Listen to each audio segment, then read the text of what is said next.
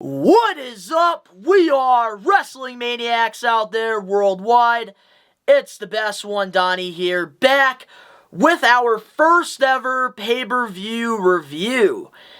If you're not We Are Wrestling Maniac yet, and you love professional wrestling or sports entertainment like I do, help support the channel by hitting that subscribe button now, turning on the post notifications. Videos be coming out of nowhere like an RKO, and of course you already know, the grind is real. And today we are going to be reviewing the Elimination Chamber 2022. I am going to be talking about each match, and I am going to be giving you guys my pros and cons. And I'm also going to give a grade to each match as well. Because I know with this show, there's definitely lots of mixed reviews. Some people thought it was good, some people thought it was okay, some other people thought it was horrible, because of a lot WWE does not put out the best stuff nowadays. We all can probably agree on that.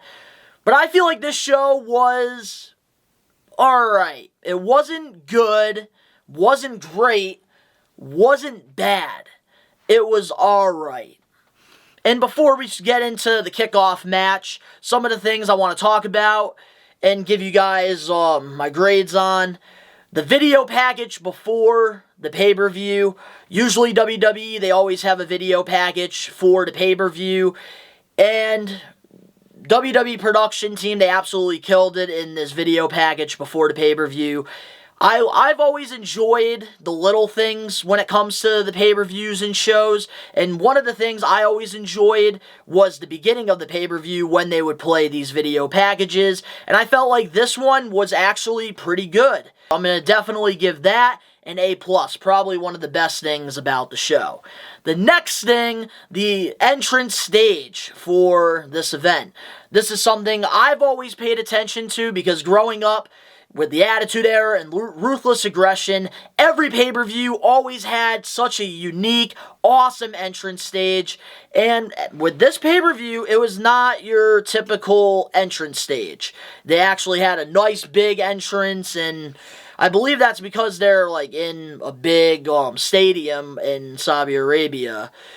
And I think the entrance stage was really cool. I love the thing that was above the ring as well. I thought that was pretty cool.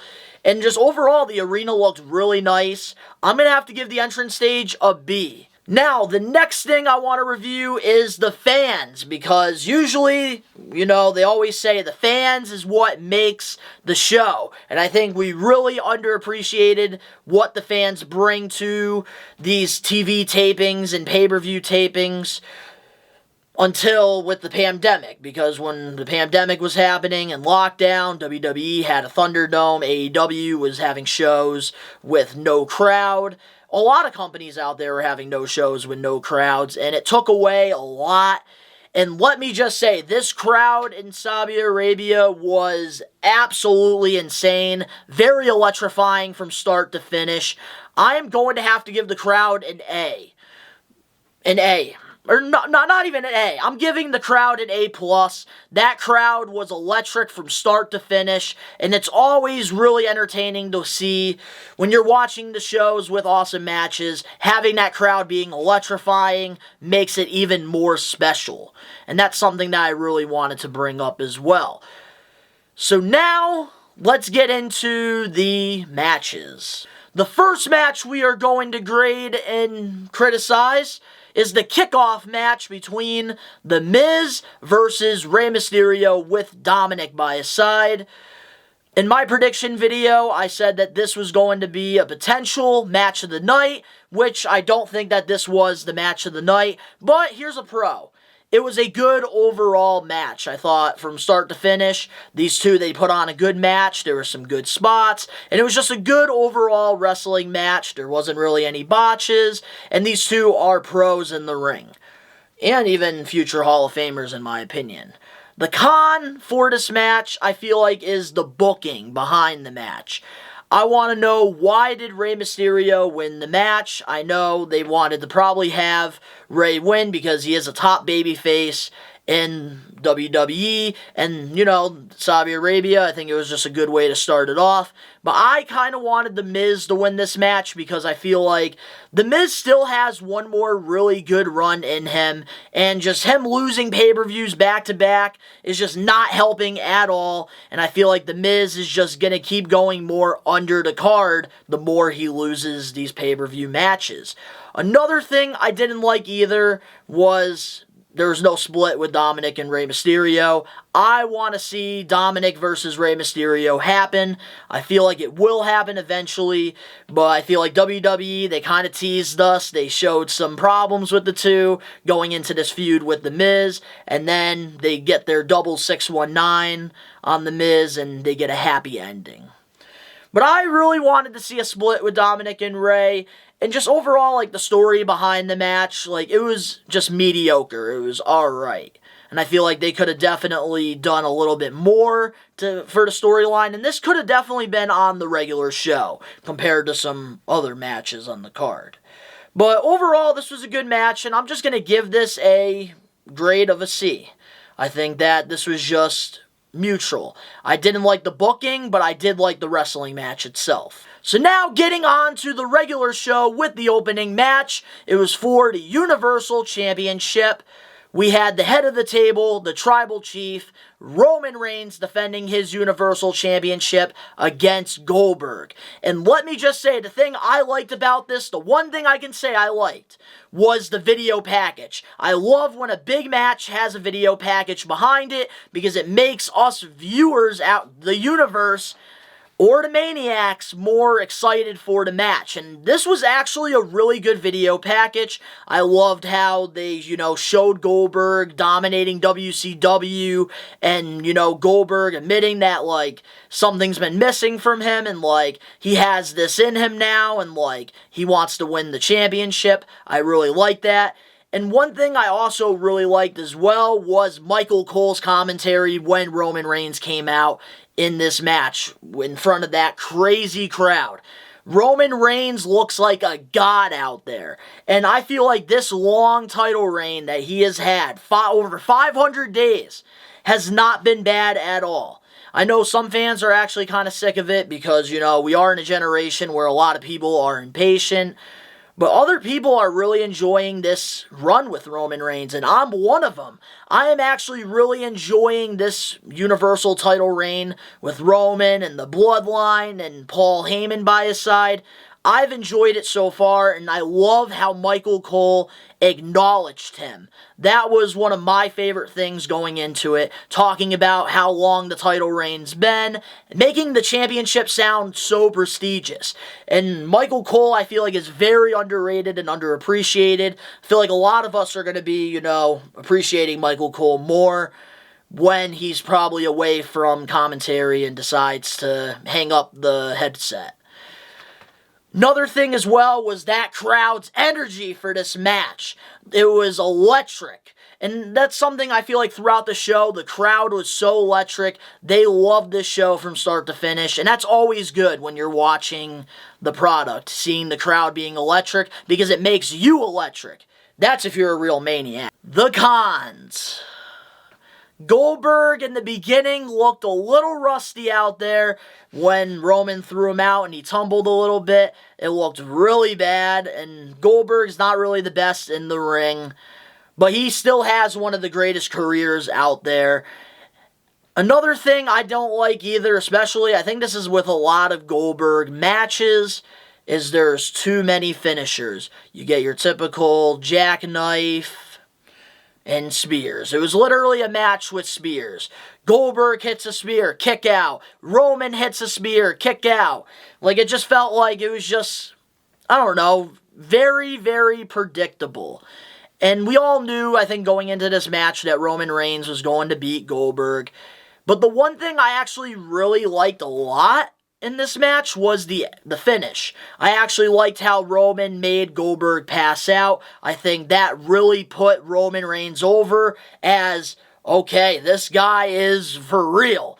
And especially going into the main event of WrestleMania, the biggest show of the year, I think them having Goldberg, a legend like him, put Roman Reigns over was a great thing for this match. And also, this is to the WWE creative team.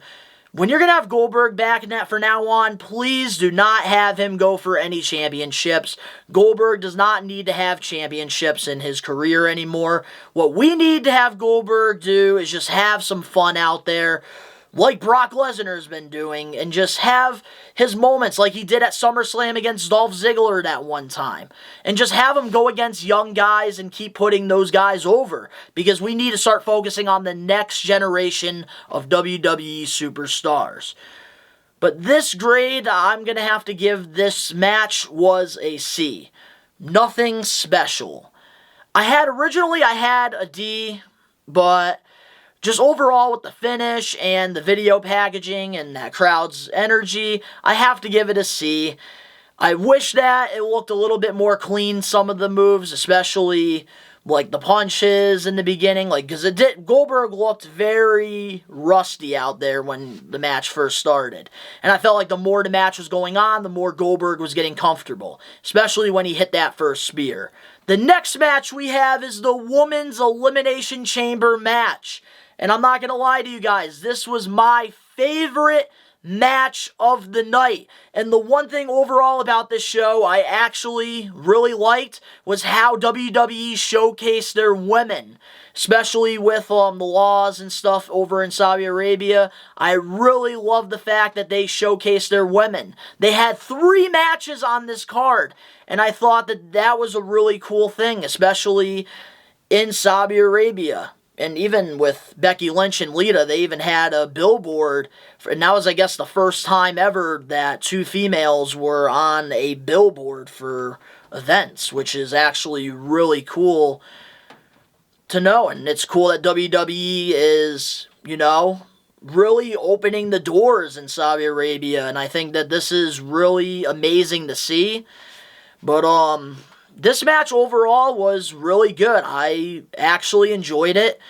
The pros for this match, I really love the Alexa Bliss swing. I'm not the biggest fan of this whole Fiend character that she's doing. I'm really not. I miss the goddess Alexa Bliss. But I really did like that, how they put the swing inside the chamber. That was actually pretty creative. Another thing I really liked as well was the way they booked Doudrop in this match. They made her look really strong and intense. I liked how she used the chamber as a weapon, and she was dominating when she got out of that pod. And I thought that was a really good way to showcase her, because she is one of their bigger women in the division, and she needs to look dominant. I still wish that she had the name Piper Niven, but so far, she's been making this Doudrop thing work, and I give her lots of credit for trying to make this work, and she's, I feel like, looking even better now than she did at the Rumble in her performance. Another thing I really liked as well was Rhea Ripley. She really stood out to me in this match. The entrance, it was electrifying. The crowd was going insane. I also liked how when she was in the pod, she did, the curl-ups as well. Or the pull-ups she did in the pod. I thought that was really cool. And she looked really good in this match. Another thing as well was Bianca Belair, especially doing that one-handed press to Liv Morgan. I thought that was amazing. And it's just crazy to see how athletic and how talented Bianca Belair is in the ring, because at the chamber match, it showed. And also the power bomb that Bianca Belair did to Alexa Bliss. The cons. Nothing. I saw nothing wrong with this Women's Elimination Chamber match. I really enjoyed it from start to finish. And what I really want to see now is Liv Morgan versus Doudrop at WrestleMania. I think that would be really cool. I liked how they were showing some tension there between the two in the match. And I really hope that it actually leads to a WrestleMania match, because I believe Liv Morgan was the one to eliminate Doudrop, and I feel like that should give Doudrop something to, go after. She got screwed by Liv Morgan for the Women's Championship, and I think that could lead into a really good rivalry, and I think that would be a really cool match to see at Mania, because we know both Doudrop and Liv Morgan are really freaking good in the ring. This match overall, I gotta give it an A. The next match we have is a women's tag team match. Ronda Rousey and Naomi versus Charlotte Flair and Sonya Deville. The one pro for this match that really stood out to me was Deville faking her arm injury. She came out in a sling, and then she, took the sling off, and she was moving her arm around like it was nothing. And for me, that was heel 101. And the stipulation with the Ronda hand tied, I love the fact that they did this. They pretty much played off this injury that Sonya Deville had. And next thing you know, Ronda says she could beat her with one hand tied. And next thing you know, Sonya Deville, heel 101, faked the injury, which I thought was really freaking cool to see, because I haven't really been big on Sonya Deville. I don't really like her being a WWE official, but in the ring, she is really good, and this character, I'm starting to really enjoy this character more and more when I see it. The con was Charlotte Flair in this match. Charlotte Flair didn't really do anything to excite me or entertain me. And I feel like just overall, this match was just simple. Naomi had some really good spots in the match, though, that I actually really enjoyed when she got tagged in, and she had that babyface comeback. That was really cool to see. And overall, I'm going to have to give this match a B-. It was a pretty good match, and it definitely was a lot better than I expected going into it. The next match we have is Drew McIntyre versus Madcap Moss. And the video package for this, because they actually played a video package for this match, I give it a C. It was just a typical video package. There was nothing really too special about it. But so far, the storyline, I really don't like the Happy Corbin and the Madcap Moss thing. I really don't like the characters, but I really do like the storyline that they've been building for this. And I really hope that it leads to a Mania match with Happy Corbin and Drew McIntyre, because it gives McIntyre, an opportunity at Mania against a top heel in the SmackDown brand. And I think that this would be a good opportunity as well for Happy Corbin as well, as much as we really don't like the guy. But the pros, McIntyre looked strong in this match. He was dominating Madcap Moss. I really liked that. The finish was okay, but I did really like how the sword was a factor in that finish, because throughout the match, Happy Corbin was interfering and just being obnoxious. So for McIntyre to grab the sword, it kind of got Happy Corbin to back away, and McIntyre hit the finish with the sword in his hands. And I really thought that that was a really cool finish, because Happy Corbin couldn't kick out. He couldn't help his buddy because McIntyre had a sword. The cons going into this match, I felt like it should have either been a handicap match with Corbin and Moss versus McIntyre, or Corbin should have been banned from ringside, because what's the point of him getting involved in the match when it's Falls Count Anywhere, Moss versus McIntyre? Another thing that was really scary was that headshot that Moss landed on. He smacked his head on the canvas, and hopefully he is good. It seemed like he was good. He was able to continue the match. That was something that was a little scary for me. So the grade that I'm going to have to give this match is a C+.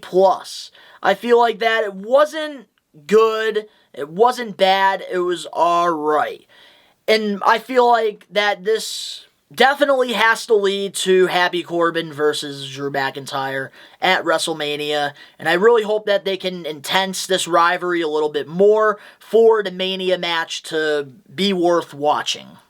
The next match we have is for the Raw Women's Championship. Big time Becky Lynch versus Lita. And one of the pros I really liked about this match was that rope break after Becky Lynch's finisher on Lita. I actually really enjoyed that. That was a really good spot right there, and it made the match more exciting towards the end of it. But the part I felt like they really fumbled and it really disappointed me was the finish of this match. It looked absolutely horrible. I felt like there was really no transition to the finish. Lita hits her finisher, 1-2, kick out, and the next thing you know, Becky hits the friggin' rock bottom on Lita, and then it's 1-2-3. I felt like that was such a worthless spot and a worthless finish for this match. Very disappointing. One of the cons for this is that there was no video package before this match. I felt like that this is the Raw Women's Championship. This is their World Championship. And big time Becky is going against one of the greatest women wrestlers in Lita. They should have definitely had a video package play before this match happened to really shine on Becky Lynch. Also, one thing I noticed in this match was it was very slow at first. It felt like they really had no chemistry going into this match, and it was going to look like a bummer. And then the thing I just didn't like was that finish at the end. Like, it was starting to pick up momentum. I was enjoying the match. The moonsault looked great. The twist of fate looked great. And it was getting it was getting a lot better, but then when the finish happened, when Becky kicked out and then right away, like, no-sold the finisher and then hits the finisher on Lita for 1-2-3, I thought that was really, really bad booking right there. And the next thing, if you wanted Becky Lynch to retain her championship, they definitely should have had someone screw Lita to build a match, a Mania match behind Lita, because Lita is one of the best women's wrestlers. Now that she's back in WWE, someone should have definitely screwed her in this match, and it could lead into a big Mania match, because Lita is one of their legends, and she could be putting a lot of these women over, and some of these women could definitely take the next step from that. So that was something I thought was very disappointing. So this grade, I'm going to have to give it a D+. Not because of Lita or Becky Lynch, it's the booking. The next match that didn't happen, the Viking Raiders versus the Usos. All I want to know is, what was the point in that? You literally flew the Viking Raiders out and the Usos out. Well, Usos, they did some stuff with Roman and stuff, but you pretty much flew the Viking Raiders out just for them to come out to this amazing crowd and just get ambushed by the Usos and no match. I just didn't see the point in that at all. So now the main event for the Elimination Chamber pay-per-view was for the WWE Championship. Inside the Elimination Chamber, Lashley defended his championship against Brock Lesnar, AJ Styles, Riddle, Austin Theory, and Seth friggin' Rollins. I thought that overall this match was a good match. I actually enjoyed it. The pros going into this, for this match, Lashley getting injured when Seth Rollins hit the power bomb and it hit the pod of Lashley where Lashley got concussed. I love the way that they covered his actual injury by doing that, and it still makes the almighty Bobby Lashley look strong. I'm glad that they didn't have him go through with the match and have Brock, just hit him with suplexes and an F5 and eliminates him, because I think it takes away from the Royal Rumble if they did that. So I think with them protecting Lashley by doing this was a really good thing, because when Lashley comes back from this shoulder injury that I guess he got at the Royal Rumble, it still makes Lashley look strong, and he'll be ready to go for the championship. Maybe even a Lashley versus Seth Rollins feud, because Rollins,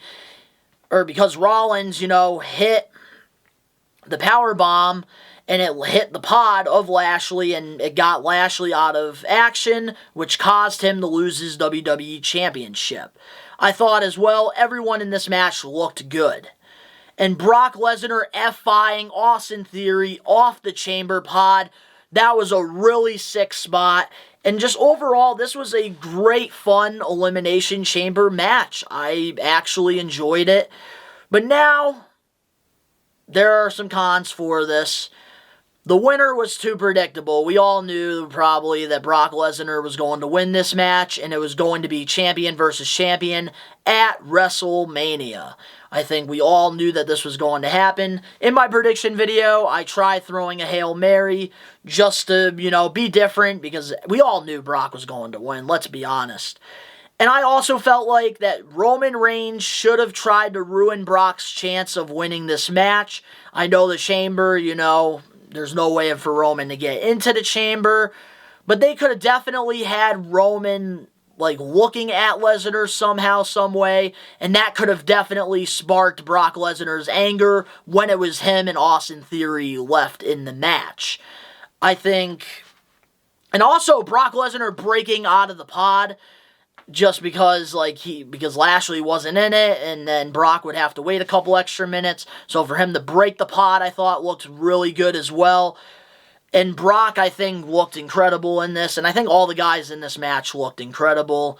But I just wish that Roman had some part in this, even if it was just a stare down at Lesnar, or even just watching, or trying to screw Lesnar. They should have definitely done something with Roman. So overall, I'm going to have to give this men's Elimination Chamber match a B. The only reason I'm giving it a B is because the one thing that I really don't like about these new Chamber matches is it's less blood. It's less violent. But I think, just the violence part of the Chamber, that's why I can't give it an A, because I think, Brock, when he got pissed off, yes, he used that Chamber, but overall, just with the Chamber matches nowadays, they're just not as intense as they once were, and that's probably because WWE is PG. So there it is, guys. I hope you enjoyed my pay-per-view review on the Elimination Chamber. Let me know in the comment section below what you guys thought about the Elimination Chamber pay-per-view. I didn't think it was bad. I didn't think it was excellent. I thought that it was okay and it was good. I would definitely probably give it a good C+ for this pay-per-view. But if you guys enjoyed the video, make sure to smash that like button now. If you're not We Are Wrestling Maniac yet already, help support the channel by hitting that subscribe button now, turning on the post notifications. We are literally 20 subscribers away from reaching 200 subs. And we still have our giveaway on the Instagram page as well. If you want to check that video out, go right ahead, because there's only a few more days left until we announce our winner. But the links are down in the description below. You can go follow We Are Wrestling over on Twitter and Instagram. The links are all down in the description below. But of course, to all the We Are Wrestling Maniacs out there worldwide, we are taking over. Peace.